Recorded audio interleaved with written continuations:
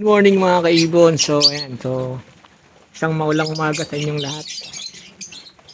So update lang tayo ron sa ating mga alagang ibon. So medyo matagal tayo hindi nakapag-update dahil naging busy nga tayo sa ating trabaho.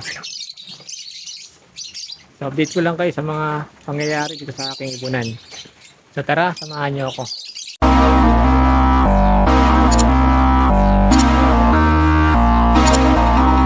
So welcome back mga kaibon. So ito na nga yung ating update sa ating mga alaga. So ayan, kung nakapansin nyo, medyo madumi na yung ating ibunan.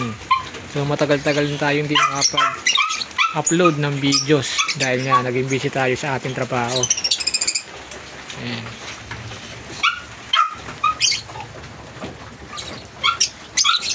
Ayan. So ang araw ngayon ay Lunes. So meron palang bagyo. So bagyong Enteng, so magdamag halos umulan. So buti na lang itong ating lugar ay hindi naman nababaha. So medyo nabasa lang yung mga ilang cage natin dito. Saka yung mga poop train nila. So hindi pa tayo nakapaglinis. So kung nakapansin nyo, ang dami panlibag dito. Ayan. Update lang tayo. So yun pa rin yung mga alaga natin mga kaibon.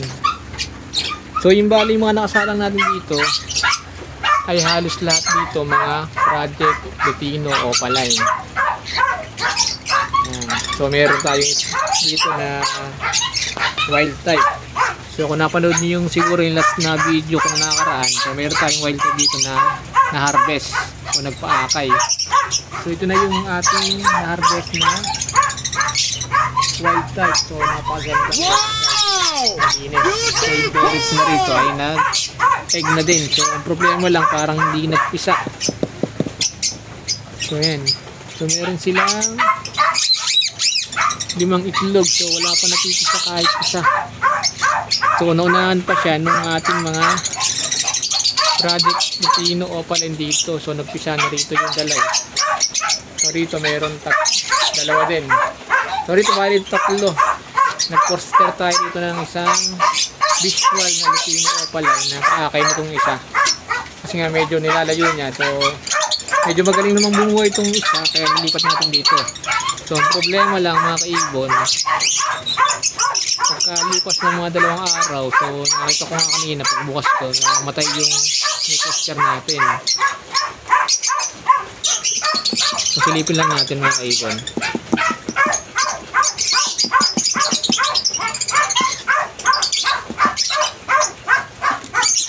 So yan. So namatay yun yung poster natin. So lagay ko sa mystery sa taas. So yan yung namatay na poster natin. Pero may kapalit naman siya. So yung isang itlog na natin tira is napisa pa rin. So visual din na lumabas. Yung isa. So yan yung isang visual. So dalawa na sila diyan na visual. Tapos yung ating mga breeder dito ay i-shuffle natin. I-shuffle natin. So pinagpalit-palit kasi ng mga pares dito. Ayan. Kung mapansin nyo, puro halos dilaw na yung mga nabito. Dilaw. Puro mga project na Lutino Opaline.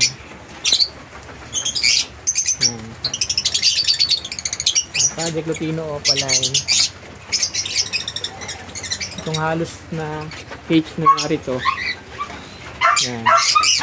Puro Lutino Opaline dito. Tapos ito naman yung mga pangakay natin na nakaraan. So ito yung mga sopa na stick sa Lutino. So yan, gaganda.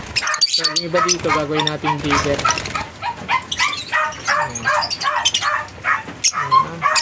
Yellow Bull Opa. Yan, Lutino. Yung isa ay Lutino Opaline. So ito yung kaano natin Lutino Opaline na napaakay dito sa ating ibunan. So yan. So bala kong gawing breeder ito mga kaibon.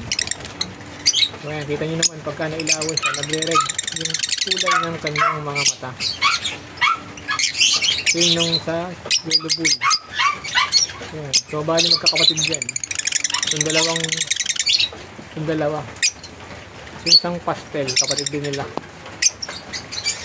Isang Tapas, isang green pastel, isang yellow bull opa, isang Lutino opa. So magkakapatid sila. So ang parents nila yung kanina tingnan natin, yung nagpaakay dito ng dalawang visual.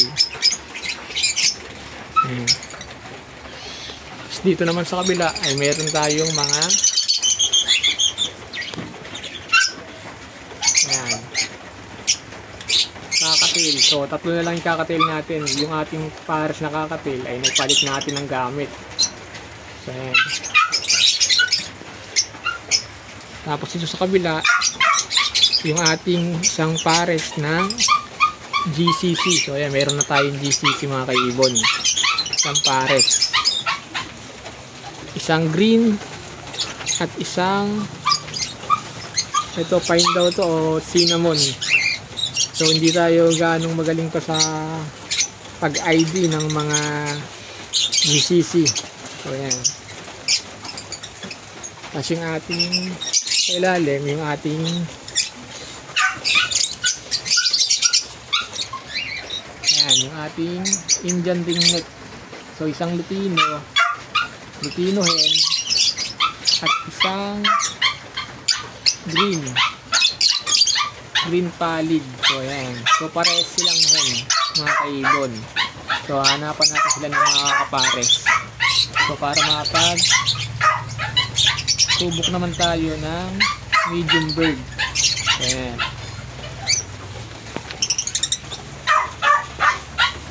so yan yung mga update natin. Sa may kabilang side, so mga nakasalang dito is pang Lutino opaline din na Rizal.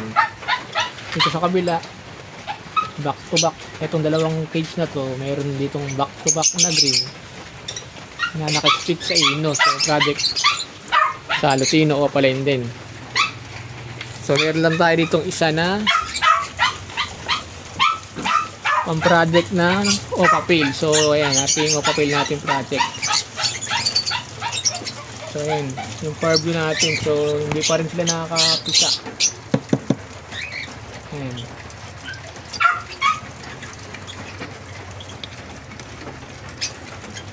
So wala pa naman silang log.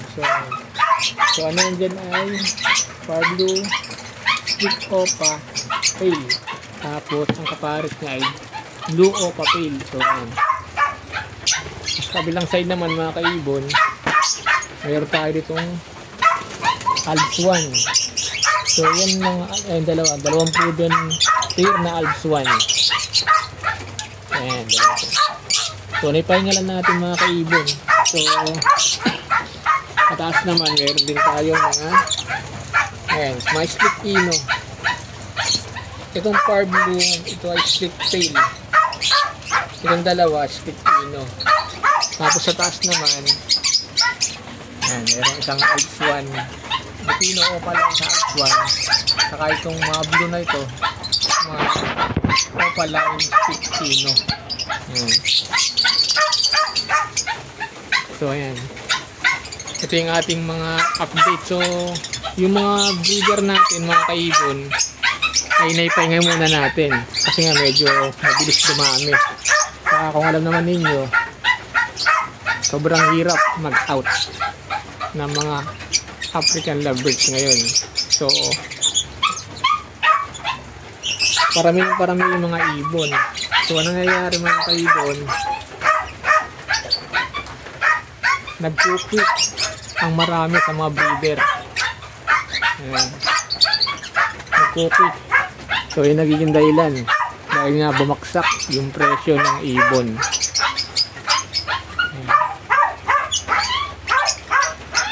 Tinamad na mag-breed yung iba dahil nga siyempre siguro nasa mindset nila is kumita.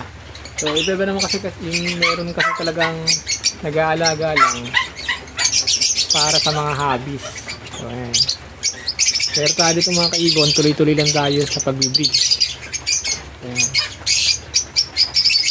Pag naka-out tayo, di pasalamat tayo at mayroon tayong pangdagdag sa maintenance ng ating mga alaga.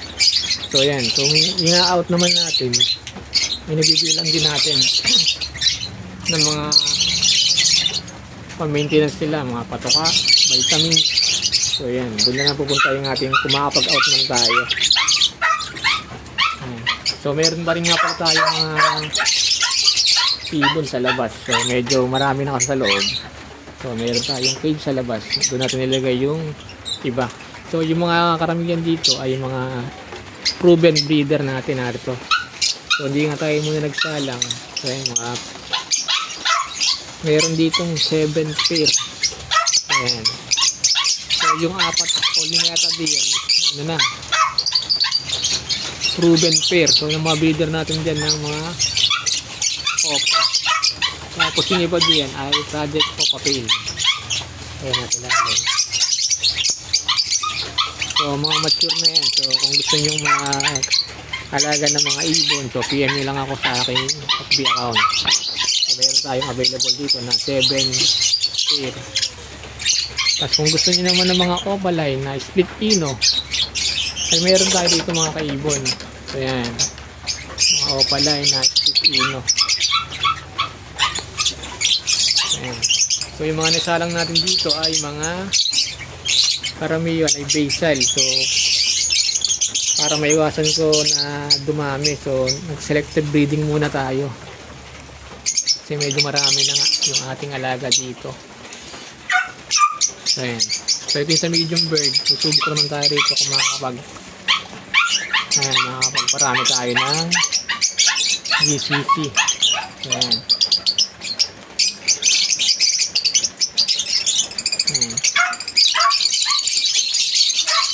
So yun lang muna yung mga update dito sa aking ibunan. Ayan. So kung bago pa lang nakapagpag sa aking YouTube channel, ay huwag niyong kalimutan mag-like, mag-share, at syempre i-click yung subscribe button. So na-click na rin yung notification bell para updated kayo sa mga i-upload ko na videos. So yun lang mga kaibon.